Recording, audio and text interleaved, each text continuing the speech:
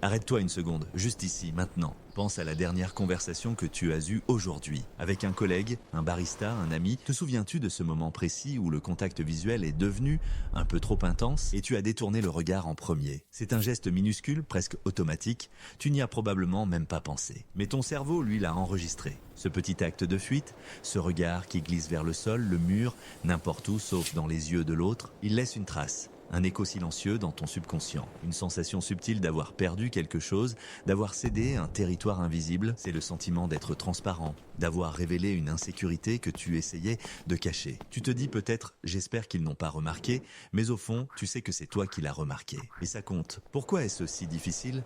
Pourquoi un simple regard peut-il peser si lourd? La réponse est gravée dans notre biologie. Le contact visuel direct est l'un des signaux sociaux les plus puissants et primitifs. Pour notre cerveau reptilien, un regard soutenu peut être interprété comme un défi, une confrontation. Ton amygdale, le centre de la peur et des émotions, s'active. Elle scanne l'autre personne à la recherche de menaces. Maintenir le regard, c'est comme maintenir ouverte une ligne de données à très haut débit. Tu reçois une quantité massive d'informations non verbales. Les émotions, les intentions, le niveau de confiance, c'est épuisant. Détourner le regard est un mécanisme de défense. C'est ton cerveau qui dit « trop d'informations, j'ai besoin d'une pause pour traiter tout ça ». Pense à un ordinateur avec trop d'onglets ouverts. Il ralentit, il surchauffe. Détourner le regard, c'est simplement fermer quelques onglets pour que le processeur puisse rattraper. Ce n'est pas un signe de faiblesse, mais un réflexe de survie sociale. Mais tu peux réentraîner ce réflexe. Le transformer d'un acte de soumission en un acte de présence. Voici quelques micro-actions, simples et discrètes, pour commencer. Numéro 1, la règle des 3 secondes, c'est tout. La prochaine fois, essaie de maintenir le contact visuel pendant 3 secondes complètes. Compte dans ta tête, 1, 2, 3. Ensuite,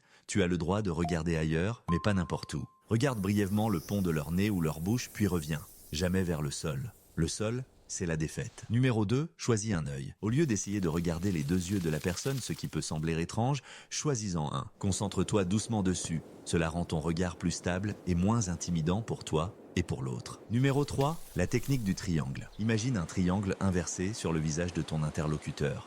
Un œil, l'autre œil, la bouche. Laisse ton regard se déplacer calmement entre ces 3 points. Cela donne l'impression d'une écoute active et engagée sans l'intensité d'un regard fixe. Numéro 4, pratique dans un miroir. Ça peut paraître idiot, mais c'est incroyablement efficace. Regarde-toi dans les yeux, tiens le regard. Observe ce qui se passe en toi. L'inconfort, l'envie de rire, la gêne. Accueille tout ça. C'est en te familiarisant avec ton propre regard que tu seras plus à l'aise avec celui des autres. Numéro 5.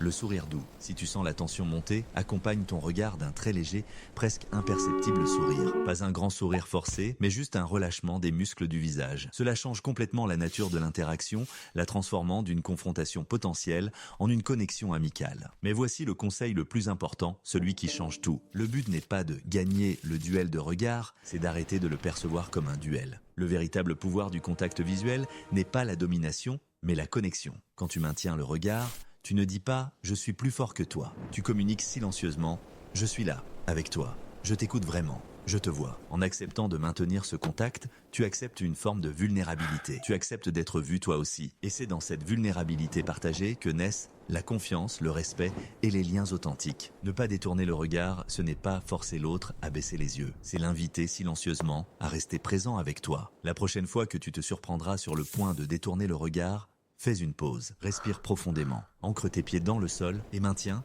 juste une seconde de plus que d'habitude. Tu ne remarqueras pas seulement un changement dans la réaction de l'autre. Tu sentiras un changement en toi, un léger redressement de ta colonne vertébrale, une sensation de calme, d'ancrage, de confiance. Parce qu'en refusant de détourner le regard, tu refuses de te détourner de toi-même.